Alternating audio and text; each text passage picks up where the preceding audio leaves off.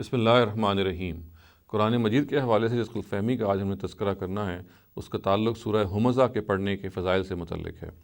دو روایتیں اس سلسلے میں عام طور سے بیان کی جاتی ہیں، اگرچہ وہ روایت کا جو ٹیکسٹ ہے، اس کا جو متن ہے وہ ایک ہی ہے، تاہم ان کی جو اسناد ہے، ان کی جو سند ہے وہ دو مختلف طریقوں سے ہے۔ یہ جو روایت ہے یہ حضرت ابی بن کعب سے ہے، جو نبی صلی اللہ علیہ وسلم سے کہا جاتا ہے کہ وہ اس بات کو رپورٹ کرتے ہیں، اور چونکہ اس کی دو سندیں ہیں لہٰذا دونوں سندوں کو ہم الگ الگ دیکھیں گے۔ جو روایت کا متن ہے وہ یہ کہتا ہے کہ من قرأ سورۃ الہمزہ اعطاہ اللہ عشر حسنات بعدد من استہزاء بمحمد و اصحابہ۔ اس کا مطلب یہ ہے کہ جو شخص بھی سورہ ہمزہ کی تلاوت کرے گا، اللہ تعالیٰ اس کو ہر اس شخص کے بارے میں، ہر اس شخص کے عوض جس نے نبی صلی اللہ علیہ وسلم اور ان کے اصحاب کا مذاق اڑایا ہے، اس کے ہر اس شخص کے عوض 10 نیکیاں اس کے اعمال نامے میں درج کرے گا جو بھی سورہ ہمزہ پڑھے گا۔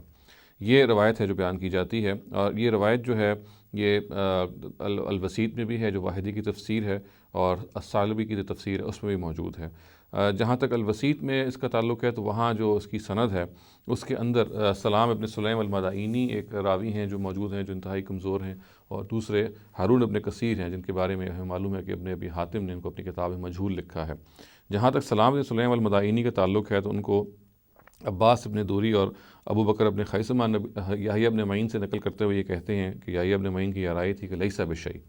اور احمد ابن سعد ابن ابی مریم جو ہیں انہوں نے بھی یحییٰ ابن معین سے جو دوسری رائے نقل کی ہے وہ یہ ہے کہ ضعیف لا یکتب حدیثہ، یعنی وہ ضعیف ہیں اور ان کے روایتیں جو ہیں اس قابل نہیں ہیں کہ درج کی جائیں۔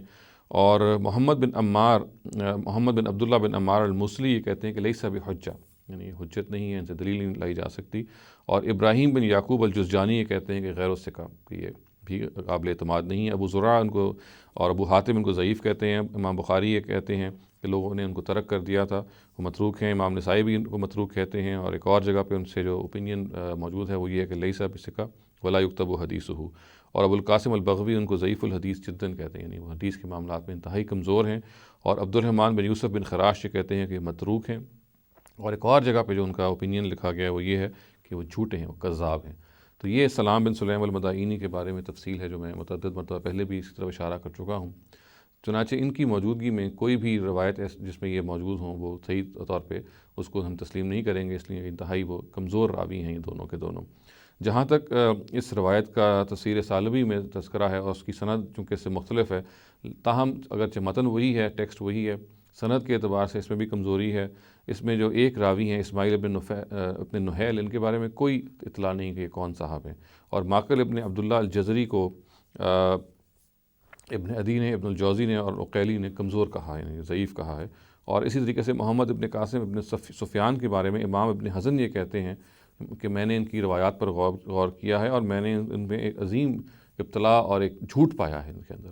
یعنی ان روایتوں کے اندر جن میں یہ موجود ہیں۔ تو اس کی بنیاد پہ ظاہر ہے کہ یہ سند بھی درست نہیں ٹھہرتی۔ تو ہم یہ کہہ سکتے ہیں کہ یہ دونوں روایتیں جو ہیں یہ بالکل ہی ناساقط الاعتبار ہیں، ان پہ ہم اعتبار نہیں کر سکتے، اور ان کو ہم کسی بھی لحاظ سے سورہ ہمزہ کے پڑھنے کے فضائل سے متعلق نہیں کر سکتے۔ میں یہ بات کہتا رہتا ہوں ان تمام گفتگوؤں میں کہ اگر کسی سورہ کو ہم نے اس کے فضائل سمیٹنے ہیں، ان کے فضائل حاصل کرنے ہیں، تو اس کا اصل طریقہ یہ ہے کہ اس کو ہم سمجھ کے پڑھیں، اس کو ترجمے سے پڑھیں، اس کے پیغام پہ غور کریں، اور یہ دیکھیں کہ اللہ تعالیٰ نے اسے ہمیں کس چیز سے بچنے اور کس چیز کو فالو کرنے کی ہمیں ڈائریکٹیو دیا ہے۔ یہی طریقہ ہے اس طرح کے معاملات میں ہم جب سورہ کو پڑھیں اور سورہ کے فضائل کو سمیٹیں۔ اس کے علاوہ جیسے کہ میں نے عرض کیا کہ روایات جو بیان کرتی ہیں کہ ہم فلاں کام کریں گے، تو جیسے اس روایت کے بارے میں یہ کہا جاتا ہے، یعنی اس کے جو ٹیکسٹ ہے وہ یہ کہتا ہے کہ ہر اس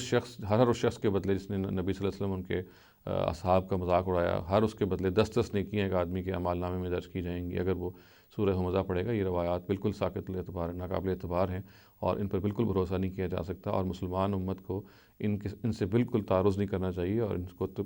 بالکل کمپلیٹلی اگنور کر دینا چاہیے۔ اقول قولی ھذا واستغفر اللہ لی ولکم ولسائر المسلمین والمسلمات۔